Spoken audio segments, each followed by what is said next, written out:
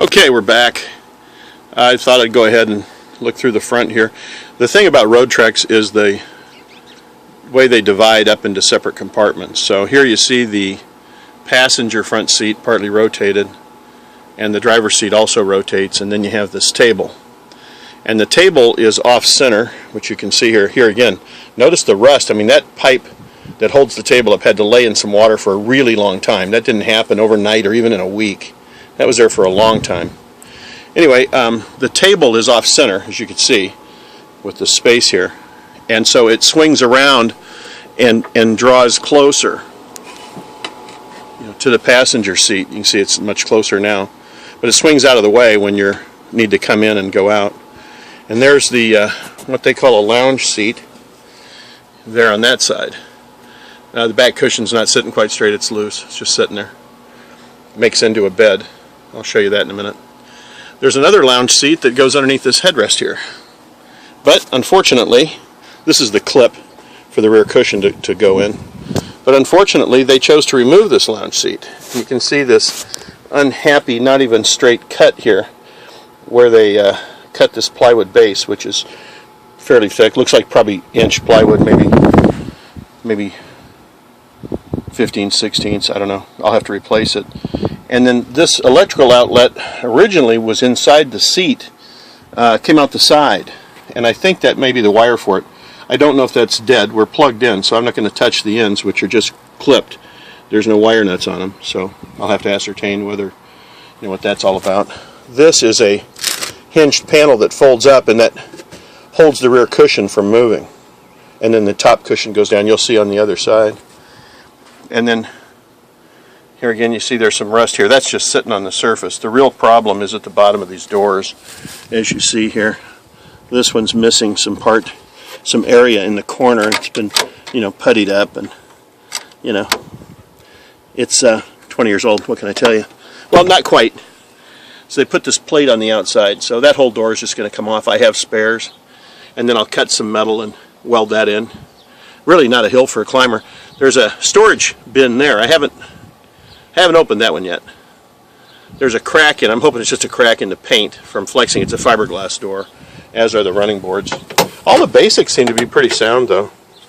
This door is the same way. At the bottom, you can see it's seen better days.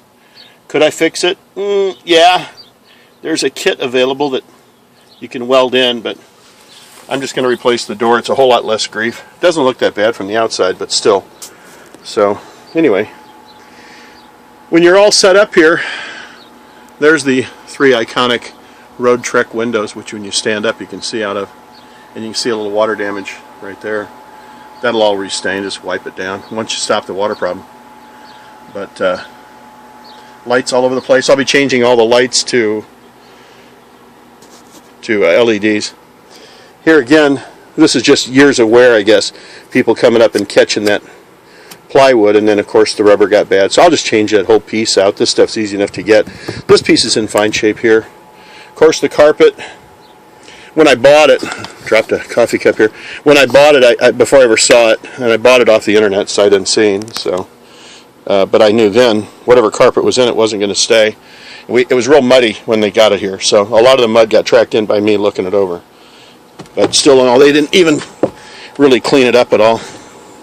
Here you see a better look at this table, and there's a metal bracket that slides, and then you slide it back and it holds the piece up. So it slides out, lets the piece drop, slides back to retain it, and then they're nice and tight. Formica top. It doesn't look good in the picture probably, but whatever's on it, just wipe off with a little Windex. Woodwork, not so good. I'll refinish all that or repair or make new ones. You can see the radio grill is cracked and been glued back together, so I'll probably just make a new one. It's fairly thin there, the way they cut it. You can see a difference in the thickness on the two sides, so whenever they originally made it, it wasn't made that well, which is rare. Roadtrek's got pretty good quality control, but there you have it. Okay, in my boots I'm about 6 foot or so, maybe a little past, and I got plenty of headroom here. This is the view looking down into the cockpit. And as I said, the driver's chair rotates also. There's this piece here, which is actually secured to the wall with a screw. And I'm not sure If it's a Roadtrek item, if it goes here, if it's part of the closet, maybe. I got to figure that one out. Your blinds slide up and down. You have awning style windows, and then these windows here. If the camera can, if you can make it out, there's screws here, here, here. These screws come out, and I imagine the gasket is got a problem, and that's probably where the water's coming in. Right here. Yep, there it is. Right there. First time I've had a real good look at it. So we'll take those out, clean everything, reseal it, put it back together. You get these storage areas here where you can put stuff. And there's a pad somewhere, they may not have it anymore, that sticks on there. So that on your way out, stepping down, you don't smack your head. When you step up, that level there, the black rubber level that's damaged, is the original floor of the Roadtrek, of the van. And then they dropped the floor several inches. So that way, the top can be lower and still give you good headroom. So now Dodge, when they did it, they dropped just one side of the floor next to the drive shaft. They dropped it down like 10 inches. So you stepped in, you didn't even step over this much width here. You stepped right over the frame and you go way down in, and then they had a step up on the old Explorers that covered the drive shaft, and then another step up to the original floor level.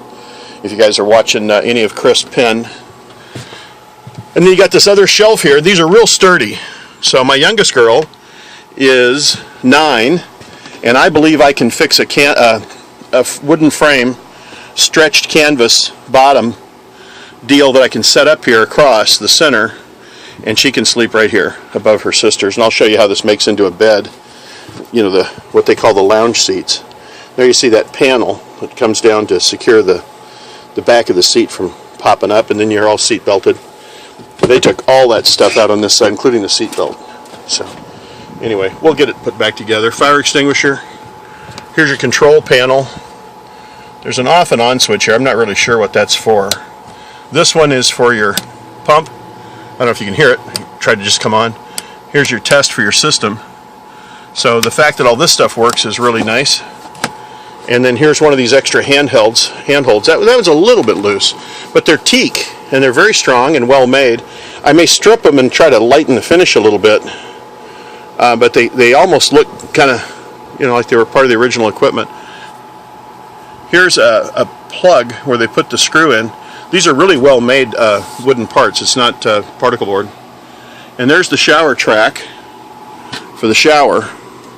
Now the Fantastic fan doesn't want to work. I cranked it up.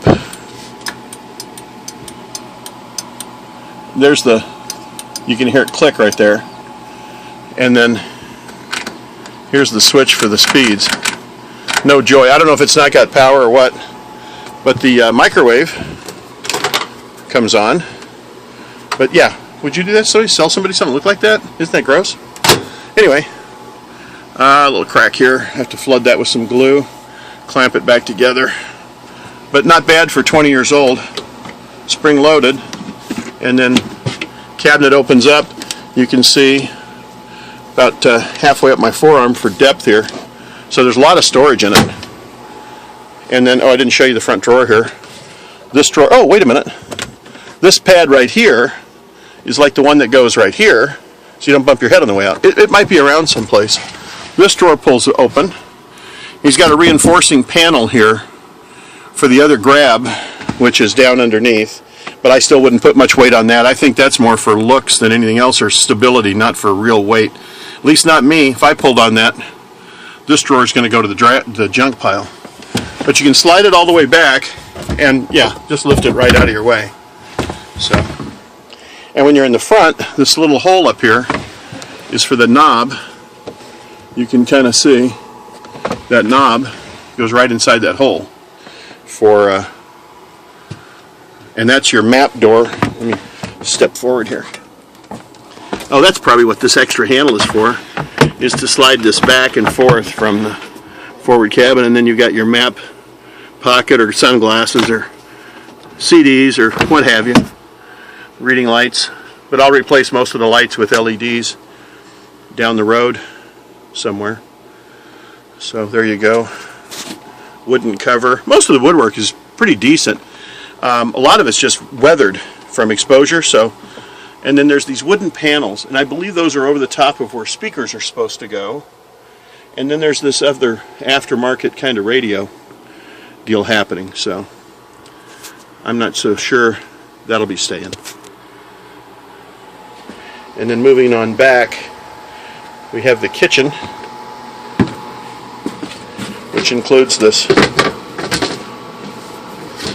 drop-in panel here, cutting board, and then you've got the refrigerator, which actually is clean. Well, sort of. It could be sprayed and wiped out. It's, I forget how many, I think it's 4 cubic feet on this one. The 210 is really long.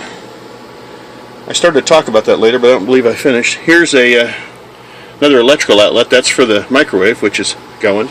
Then you've got your stainless steel sink, which also needs cleaned out. And this is apparently made to fit here. It's got fittings that grip the rail, so this must have been something offered by Roadtrek. It's designed to fit this stovetop. You can see it's got deals that fit the burners and then legs. So it drops in perfect, and it's very secure. Storage all over the place. Oh, here's fun stuff. I guess they just didn't even bother to go through it. All the drawers need cleaned and relined. There's like a silverware drawer, and then here's a cabinet, paper towel holder, more drawers that need, or shelves that need wiped out. Here we go. Pioneer. Oh, now I know what kind of radio I've got. Okay. On this side, we have another one of those grab bars. Another one further back. Another one further back. This is the lavatory. Lifts up like this. Opens up. And then with the flip of this switch here, this section comes out and locks in. Right here. So now you have a complete private area where you can change clothes or do whatever you need to do. So I'll check the toilet. Here's another grab bar. That's probably handy. It looks like we'll need a little touch up. Something was on here. Something rode against that and chewed it up. But no problem. I'm a contractor. I can fix all that stuff. I think this was for the toilet roller. Yeah, it's for the toilet paper roller, which is missing. That's okay. We'll put a new one on. No problem. This is also the shower area. So when you go in here to, yeah, that's the toilet roller.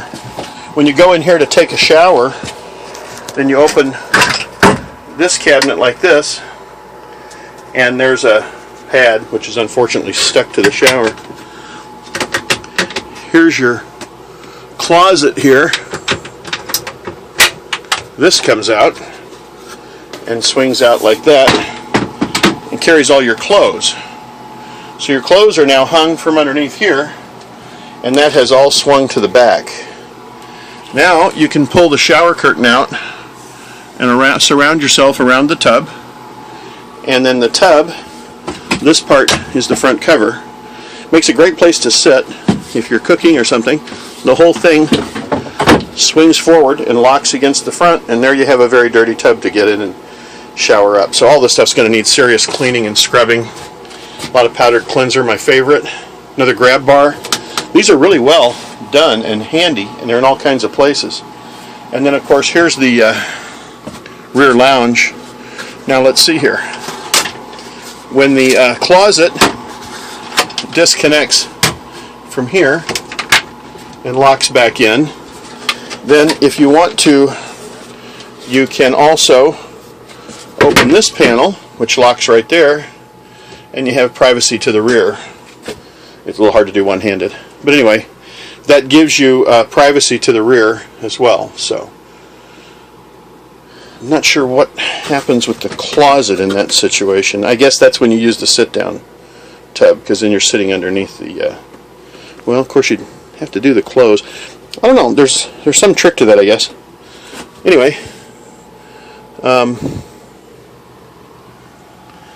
But you can create an entirely private central room in this thing, which you can't do in the new ones, which is a feature that I really miss on the newer Roadtreks. I don't know what this is for. Somebody's added that, but this locks in here, and that's what helps hold the door shut. And then you lift up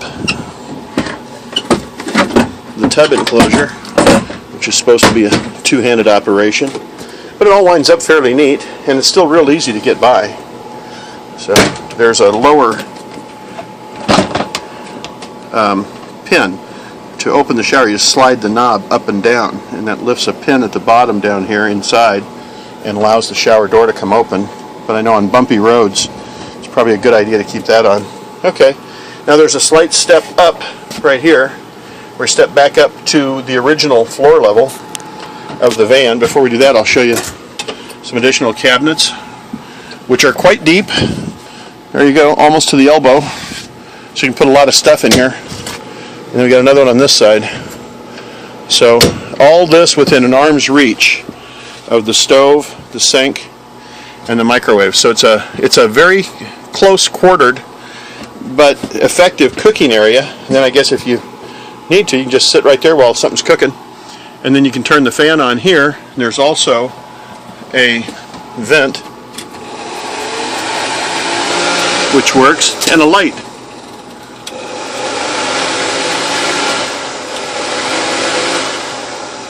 The light only works on a couple settings.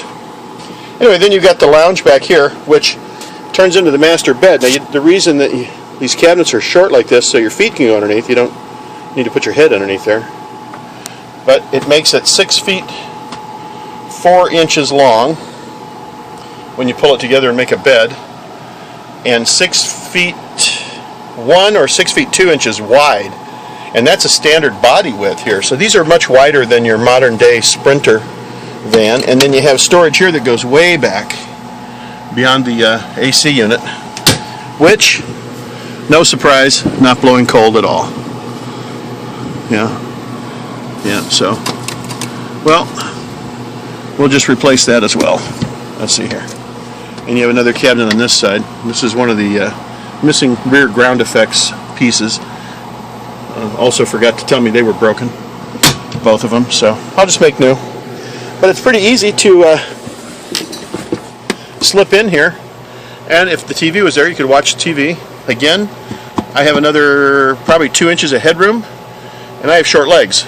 So I usually stand about 5'10" barefooted, and when I sit on a bench with a 6-footer, 6'1" guy, we look eyeball to eyeball, so I just have short legs.